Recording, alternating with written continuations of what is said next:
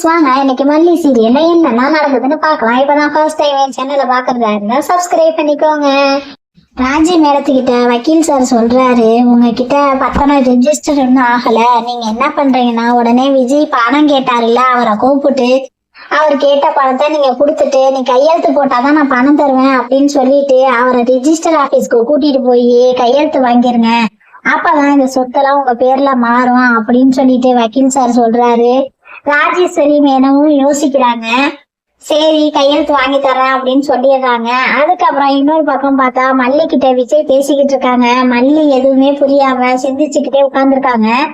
என்னங்க கேட்டீங்க அப்படின்னு சொல்லி கேக்குறாங்க. நைட்டுக்கு என்ன சாப்பாடுன்னு கேட்டேன், நீ அப்படியே உட்கார்ந்துருக்கிய மல்லி அப்படின்னு சொல்லிட்டு விஜய் சார் கேக்குறாரு. அதுக்கு மல்லி சொல்றாங்க, நான் கவனிக்கலைங்க, சாரிங்க அப்படின்னு சொல்றாங்க. நீ ஒன்னும் செய்ய வேணாம் அப்படின்னு சொல்லிட்டு உனக்கு ஒரு சர்ப்ரைஸ் இருக்கு வா அப்படின்னு சொல்லிட்டு மல்லியை தூக்கிக்கிட்டு போறாங்க. கிச்சன்ல தூக்கிட்டு போய் நிக்க வைக்கிறாங்க. இன்னைக்கு நான் சமைக்கிறேன், நீ சாப்பிடு அப்படின்னு சொல்லிட்டு விஜய் சார் மல்லி கிட்ட சொல்லிக்கிட்டு இருக்காங்க. அப்போ மல்லி, என்னங்க சொல்றீங்க, நீங்க சமைக்கிறதா, ஐயோ அப்படின்னு சொல்றாங்க. அதுக்கு விஜய் சார் சொல்றாங்க, நீ பயப்படாத மல்லி, உயிருக்கெல்லாம் எந்த சேதாரமும் வராது, நான் உத்தரவாதம் தர்றேன் அப்படின்னு சொல்லிட்டு மல்லியை தூக்கி கிச்சன் மேல உட்கார வச்சுட்டு விஜய் சமைக்க ஆரம்பிக்கிறாங்க.